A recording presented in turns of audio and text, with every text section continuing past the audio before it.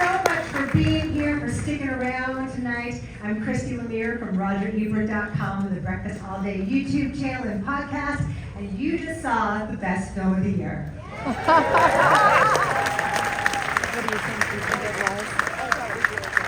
We have some folks from the movie here. Do you want to meet them? Yeah! First, he literally just got here. His name is Mark Ruffalo. Come on out.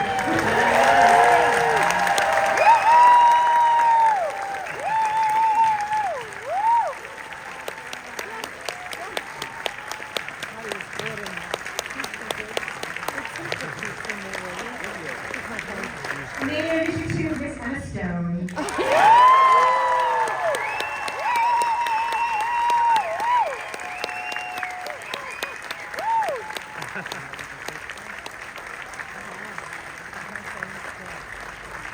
Hi, you're so far away. I want to come cuddle with you guys. You're so far away. Hi, thank you so much for being here. This crazy time where every night is a new Q&A. Hi, see you all. So Emma, the first time you read this script and you met Bella Baxter, what did you think about her? What about her cried out to you? Oh, it was before I read the script. It was after we shot The Favorite. Yorgos told me about this, and it's based on an incredible novel by Alistair Gray. And so I met Bella Baxter earlier, and then about 2 years later, I read the script, and everything about her from the beginning of hearing about the character and what she's experiencing and how it's all, oh, this is really echoey. It's like hearing your voice on a voicemail. That's what I sound. Shit. It's very echoey. It was just everything about her. The idea that you could start anew and experience everything for the first time, and go really far in one direction and then decide that you are done with that and move on and teach yourself all of this, especially as a woman. It was really inspiring to me. As a producer, why was it important to you to tell this story? I think for all of the reasons that I just mentioned, and having worked with Yorgos before, it felt like he and I had a friendship and a kinship where we were able to talk about everything, and I wanted to be privy to all parts of the building of the world of Poor Things, and because it was 4.5 years from when we first spoke about it to when we made it, it was really important to just to know everything that was going on, to be able to weigh in and be a voice for it, and yeah, so I guess all the reasons I just mentioned. Yeah. And I understand that you and Yorgos, it is echoey, you're right. You and Yorgos approached Mark about playing this role. What was it about Mark that told you he could do this, he'd be perfect for this role? Mark, what is it about you that's perfect for this role? What would you say are your qualities that make sense for this role?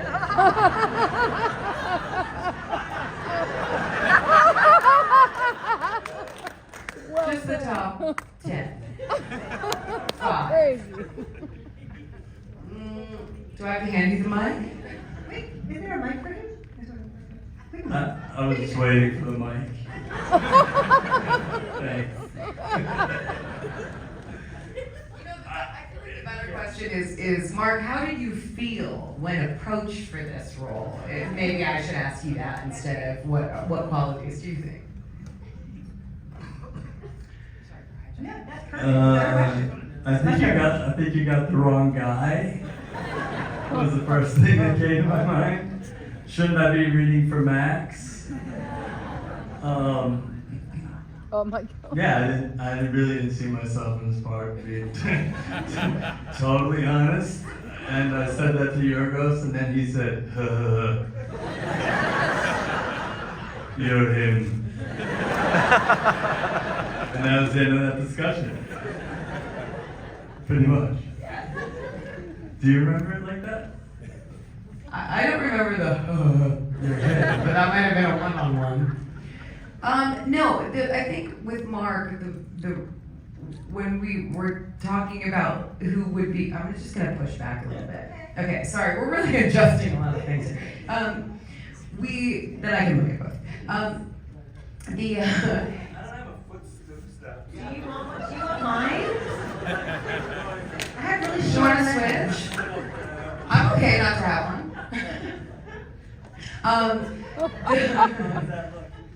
Really good. Surprisingly good. I think, well, first of all, Mark is such an unbelievable actor, as we all know. And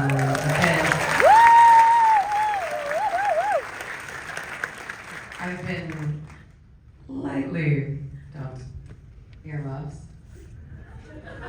lightly in love with him for a long time. You ever seen You Can Count on Me? Boom. And then all the way we're going through all this stuff, and then you see Foxcatcher, and you're like, are you fucking kidding me? And it's like, you know, it's like, and before that, I was like, oh yeah, I got 13 going on 30. Like, really adorable. And he does all this stuff with Kevin Lonergan, like he did all these plays, and everything. You know. He's incredible. And everything, not everything, but a lot of what I've seen him do was like very earthy and, you know, grounded. And then reading Duncan, I think we were just thinking like, can you imagine if this empathetic, lovable heart of a man were to play this deeply narcissistic, toxic male? And he was like constantly, you know, going through all of this and how layered and complicated that would make the character because you just love him even though he's such a buffoon. And then Mark was like, that's a bad idea. And then Yorgos was like, no, it's not. And he was like, okay. And so every day was kind of like a flip between him going, ugh, this is terrible, it's so bad, what am I doing? And then it's like rolling and he's like, hello! Like it was so crazy to watch the dichotomy of like, he's in one extreme to the other extreme the whole time, so committed and so good, but then he's like, no, why am I even doing this? And it was incredible.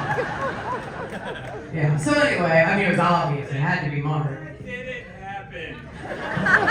Which part?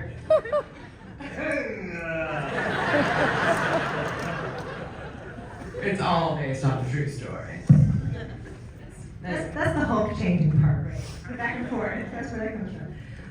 But Mark, because there is this lovely, sweet side to you, it makes us not totally hate Duncan, right? So how did you tap into that to not make us think he was a deplorable, idiotic, toxic buffoon? Because he's just a really nice guy. He's got a heart of gold. Honestly, I don't know what I did. All I know is that when she tells him that she's already engaged to Max McCandless, that breaks him in two. And he just never really recovers that. It's a straight down after that. And that was just a total accident that we came to know what that was going to be, because we never talked about the part. We never talked about the script. Right? I mean, you did, I didn't. And if I tried, Yorgos was like, no. So we sort of we're just feeling our way through, literally and figuratively. Not figuratively. That must have been so fun and so freeing, though, compared to everything you had done prior to this. Like, what thing did it trigger in you that was like exciting to tap into? Everything that I want to do, but I can't. I mean, it's just a kind of just reckless, disastrous, pulling the ship as close as you can to the reef without actually wrecking it on the reef. Just being as kind of self-destructive as I possibly could as an actor and destroy anyone's thought of what Mark Ruffalo was before was the motivating and animating factor behind the whole thing.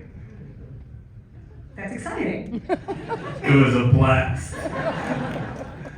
What you're both doing is kind of like pulling the boat too close to the reef. But what you're doing as well, Emma, is so raw and so exciting and so distinct from one stage to the next as far as Bella's evolution. So what was the most challenging of all of those stages for you? Thank you. The beginning. The beginning was the most challenging. I think having sat with the idea of the character for so long, or having talked about all the aspects for so long, and then actually starting day one, I think how many people in this audience are actors? Oh shit, okay.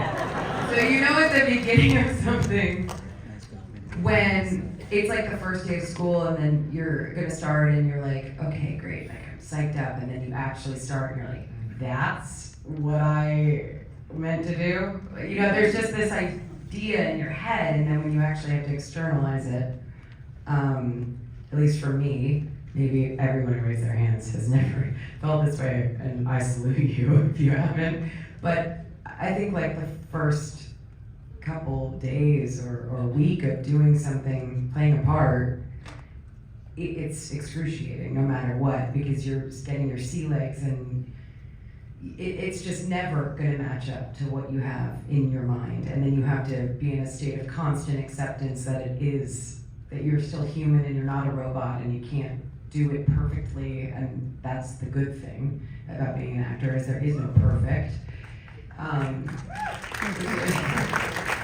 It's cool that we're not Olympians and that you can't measure it.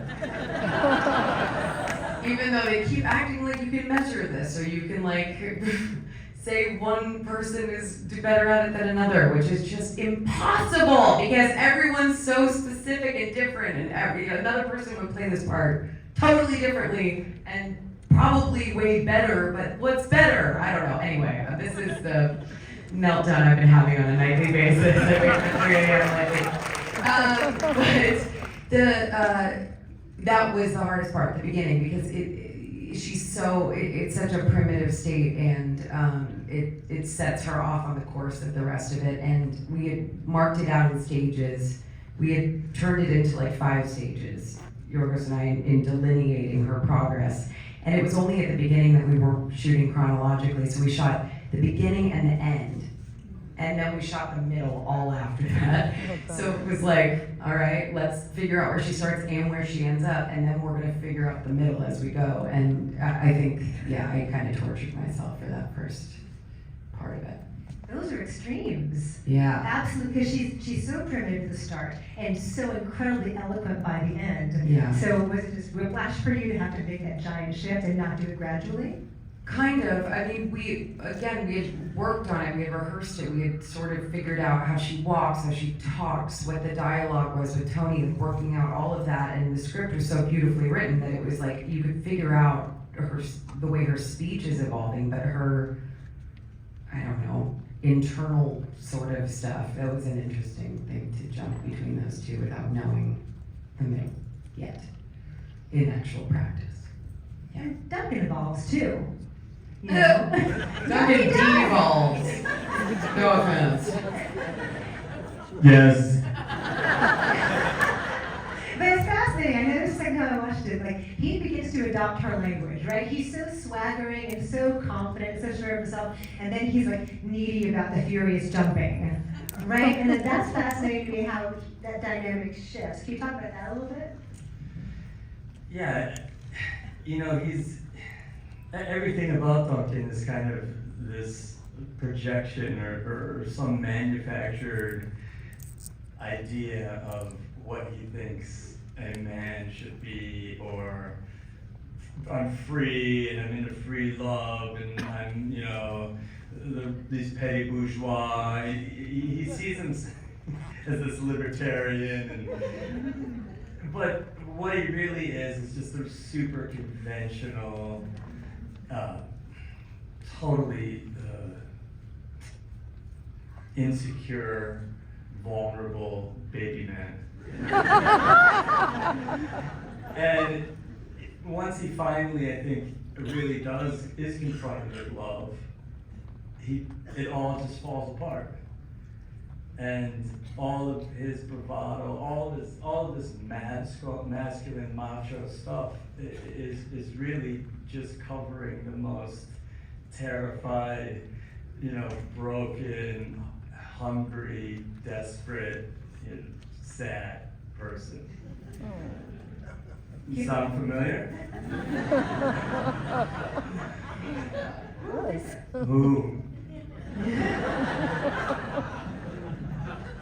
Did he say boom? Never mind. Let's talk about the dance scene. So fun. It's a little microcosm of their relationship and of how everyone regards Bella, right? They're all like drawn to how fiery she is, but then they want to jump after her and control her and put her in a cage. I want to hear about choreographing it and blocking it out and what shooting that section was like. Constanza McCrass, who did the choreography on The Favorite between Rachel Weisz and Joe Alwyn in that scene, came to Budapest where we were shooting and brought dancers with her, and we rehearsed and came up with all of these moves, and Yorgos would kind of watch and be like, oh, yes, no, whatever, or what would feel right to us, like would she be feeling this way at this point in the story, or how would he come into it and all of that. So we rehearsed it quite a lot for a very long time for how crazy that scene looks. You would think it would be a little more refined. That's not the characters. But yeah, no, that was a blast. Did you have fun with that dance floor? A little. I had, when we were doing it, it was the most fun ever, but learning it was very difficult for me. Why? It wasn't? Yorgos told me I was a terrible dancer. But that's why I was so good. You're a terrible dancer. Oh, but that's why you're so good. It's all impulse. It's like a Zen koan. It's like one hand clapping. I get it. Yeah. It was, it's their whole relationship, really, in a physicalized performance. And it was so much fun. And it was so crazy. And, we knew the dance moves, but at the end of the day, how those characters really behaved was what we'd already been working on for so long. And so the dance was really an extension of them, but also what we brought to it in that moment. So it does feel very spontaneous. It does feel improvisational, because we were just playing the relationship at that point. We weren't really thinking about the dance anymore. We were just playing the relationships. And then it devolves into this fight. We didn't know what that fight was going to be. It was like, you jump on him, and you get on that guy, and then you guys will end up here, and then a bunch of background people are going to run in and try to pull you away, and then at some point you guys got to run off, and that was basically how we blocked that scene. And it was just chaos. And it was a wide shot. We did it in one take, and it's like, we probably did it twice. Never mind. No, I was just gonna say there is one point where Robbie, remember, he said, because Yorgos doesn't shot list. Yorgos and Robbie, Ryan, our DP, they don't shot list. So like at the beginning of the day, they're sort of like, all right, well, maybe we'll go here, and then we'll figure this out from here, which is kind of amazing for how visual and how, composed everything is that they don't shot list. So at one point, Yorgos is like, all right, Robbie, let's just get in there, like with a handheld, but it's a fisheye handheld. And then I kicked Robbie, and they kept it in the movie. When I got on the guy's back, Robbie's like, ooh, here I go, and I was like, boom, accidentally kicked Robbie, and they were like, let's keep it in. So it was more than one shot, and I did accidentally kick the camera. But fun. It's part of the kerfuffle, you know? Oh, yeah. Magic in movies. Wow. That really, Oh my. that story really landed, and yeah, that was a good. That's a keeper. I'll use that in the future. Thanks so much. That's my type 5. You mentioned how composed it all is. Like, this world is wondrous. Every detail is so specific and so wild. How did all the production design help you guys get into character and tell the story?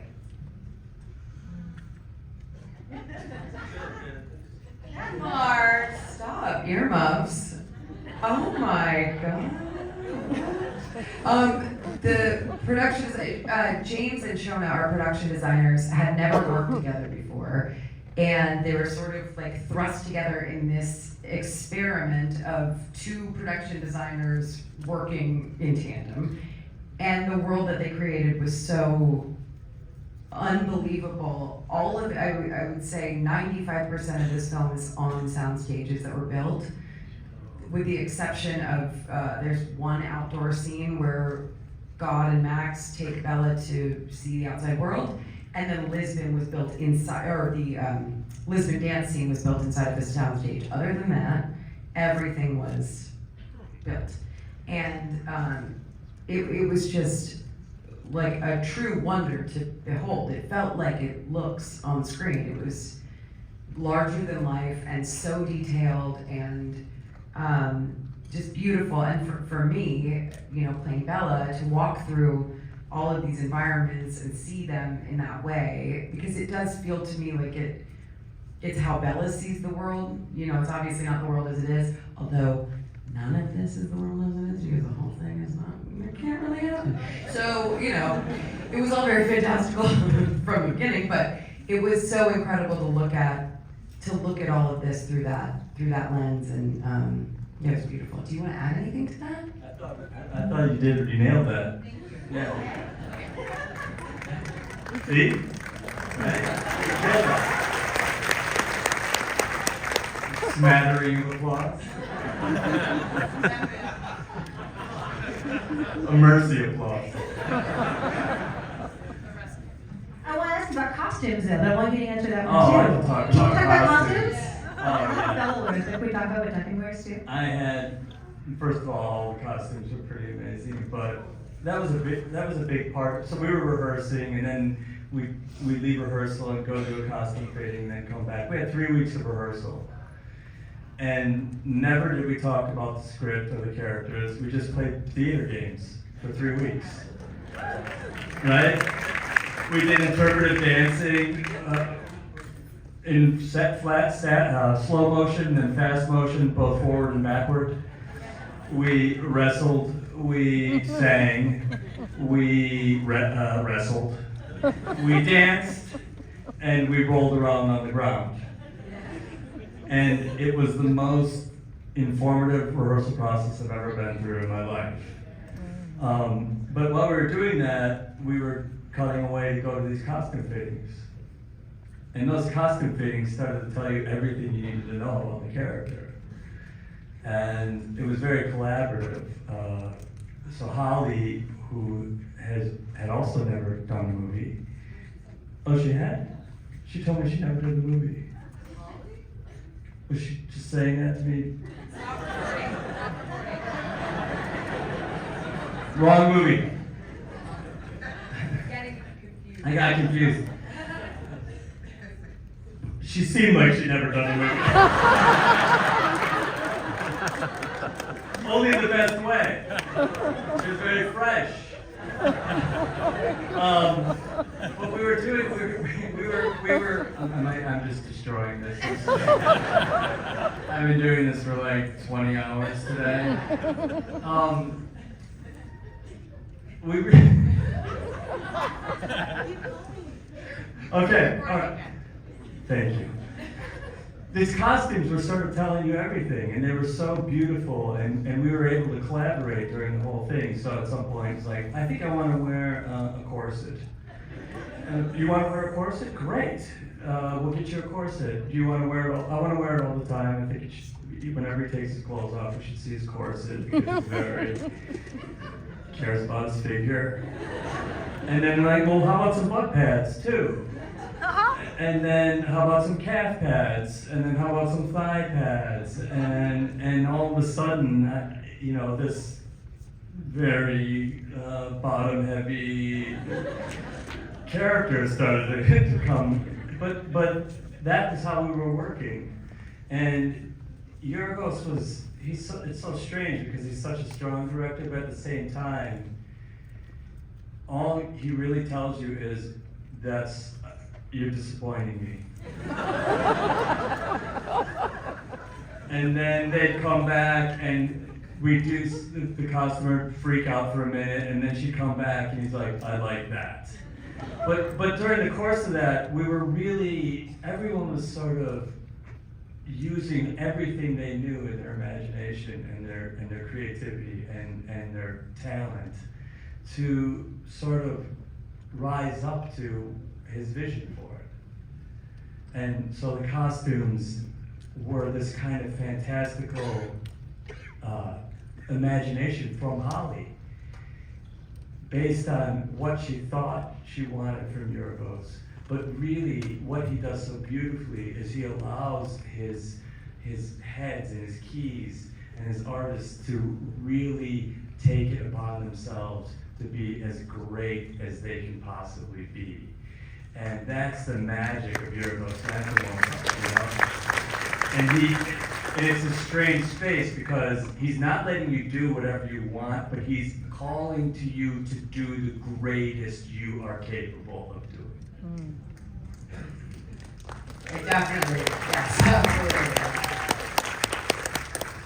Yeah. Save Yeah, that part, upload that. Okay, you got it? Okay, good, he's got it. Use that, yeah, use that one. Okay, great. Okay. You didn't give up pads.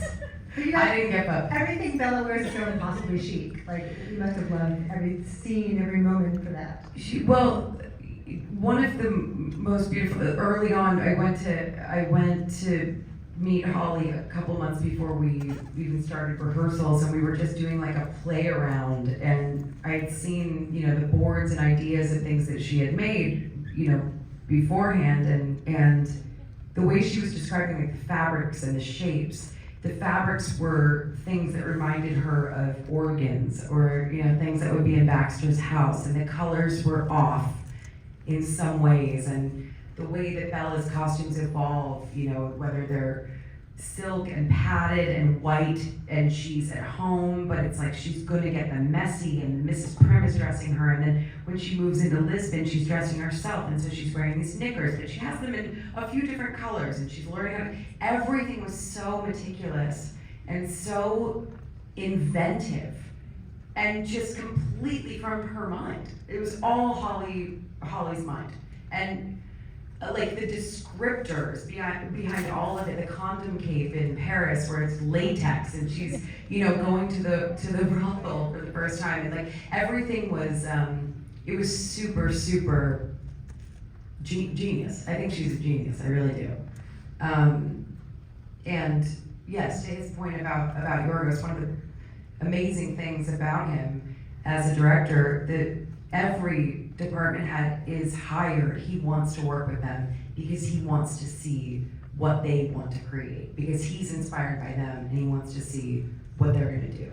And I think she just absolutely blew everyone away. Yeah.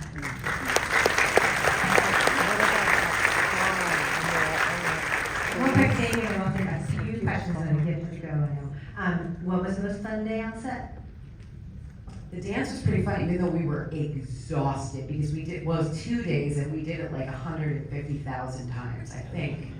151,000 times. But that was really, really fun. That was a blast. I thought that whole sequence where you come in and you're giving the money away. Oh, yeah. And then I try to throw her overboard. The ship stuff was pretty fun. Throwing her overboard was, I had 105 fever. It felt like that. Mark had a fever. You can, but you have to tell them honestly, Mark. You had like 99.6. And you were like, look, I have a fever. I'm dying. And I was like, it's 99.6. And you're like, that's basically a million. It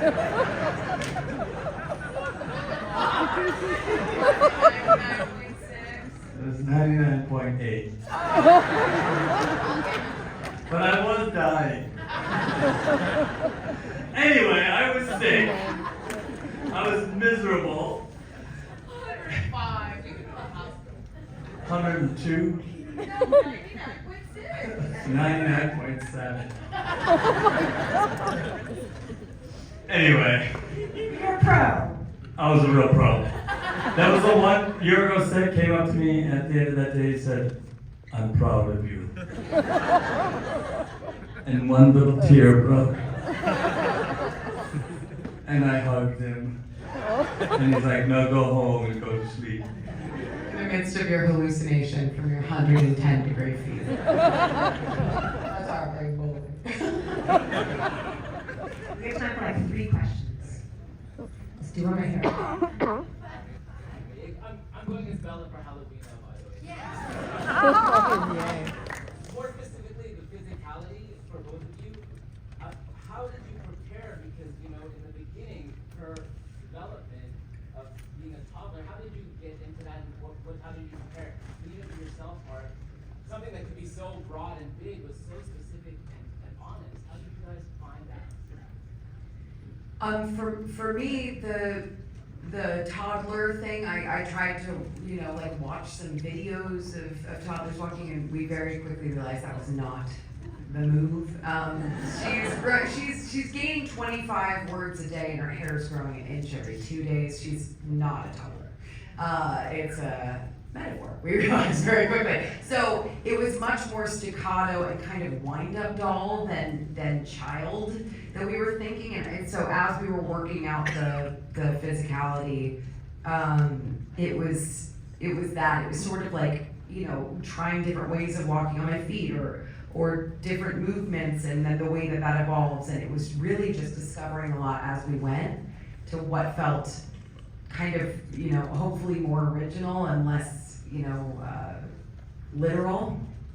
But yeah, so it was just a lot of experimentation. Mark. Thank you, Emma. So I think Fever was 105. I'm sorry. no, I was just like, how am I gonna go home and answer to this? No, it's okay. I think that my favorite acting style is one foot on a banana peel and the other in a grave. And so for me, it was trying to maintain that kind of splits and to see how far it could go out physically and be kind of push the limits, like I was saying. But at the same time, trying to keep one foot on the ground, in the grave, so to speak. And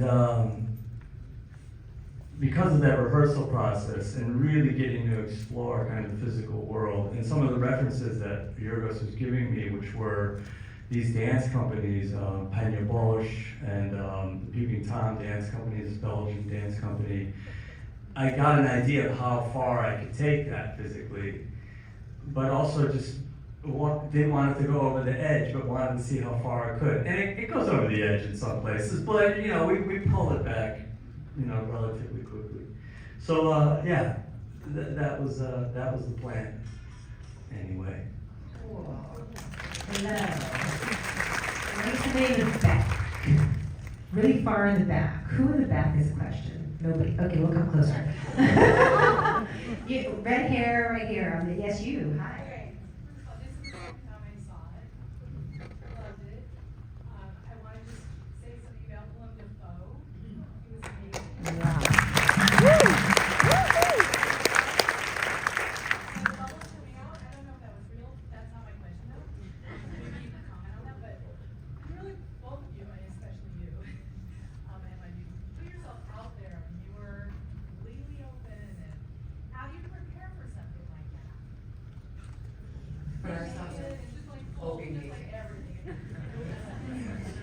Being naked is easy to prepare for because you just take off all the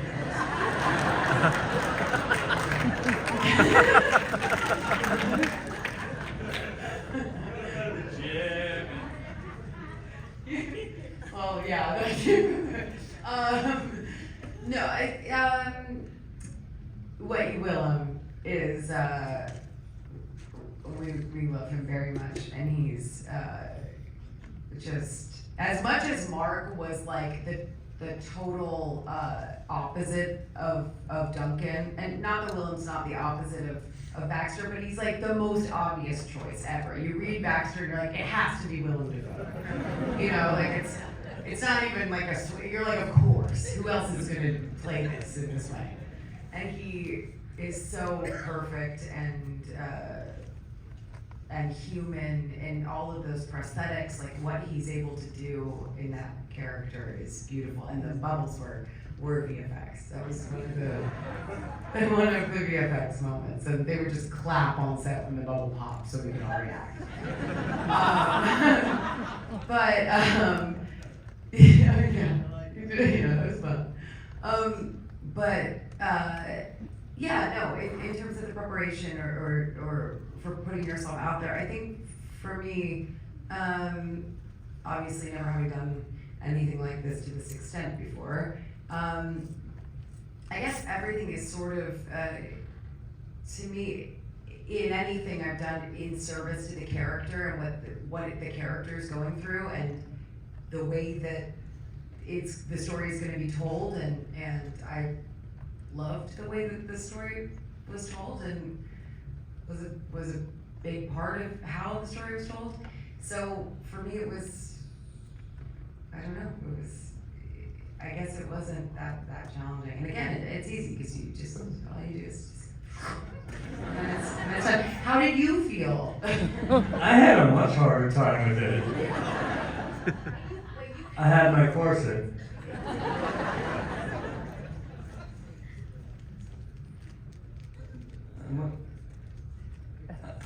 I've done a couple sex scenes over the years. No, not. It's always kind of. It's much better if it's a comedy than if it's serious. It's so much better. Yeah, having to do like serious sex scenes is just. I mean, you're actors, you've done it. It's not like that awesome. Maybe you should ask yourself why.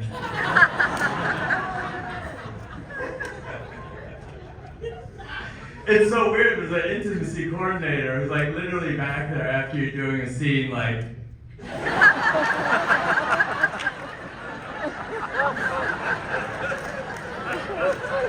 Totally getting me too, but intimacy coordinator, you know, it's like.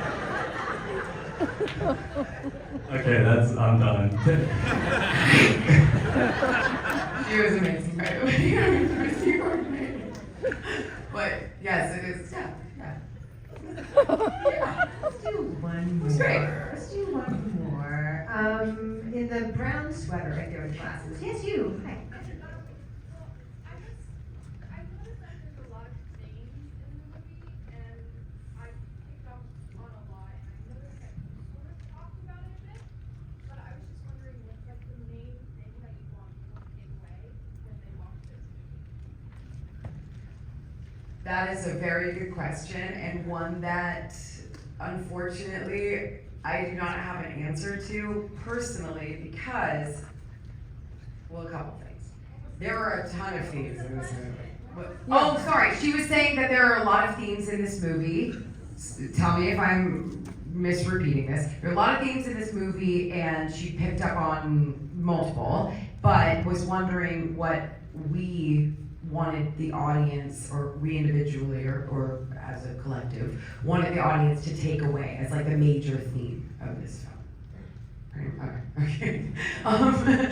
And it's a great question, and yes, there's a lot going on. There's a lot of themes within the book, and there's a lot of themes within the film. The film and the book have a good amount of differences in the way that it's presented, and which I think is typical a lot of the time for films that are adapted from books. But that's a hard question to answer instead of twofold. One is that because there are a lot of themes, there's lots of different lanes to go down, so it would be hard to answer with one major overall one. Secondly, part of the sort of Yorgos world, if you've seen multiple films of his, is asking more questions than it answers. And one of the things that I think he really loves in his storytelling, and one of the reasons why I'm drawn to his storytelling, is that it sort of leaves it open-ended for the audience to have many different feelings about all of it, and none of them are wrong. It's like, some people are like, this part too much, fucking hate it. Some people are like, that part was the most meaningful to me. That part that they just said they hated. And everyone comes from different backgrounds and has different experiences, and all of it is valid and understandable. So I would be doing it a disservice, I think, to say what I hope you take away from it.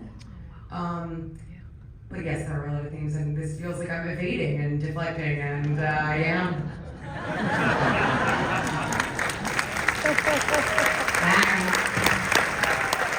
You did that really well. Yeah. No. I totally agree. I mean, I've heard so many different takes on it, and that's kind of what I think is so great about it. And a good piece of art lets you bring yourself to it. Doesn't dictate a feeling or tells you what you're supposed to take away from it, I think, and that's something that is really important to Yorgos, and I've heard him say that more than once, so I hope you guys each had a good experience of it. Yes. And if you didn't, that's okay too. I'm sorry. Thank you very much. You guys are awesome. Thank you for coming. Thank you. Thank you. Thank you. They texted you good because I missed my phone. But then I'll have it. Thank you, Joey. It was so nice.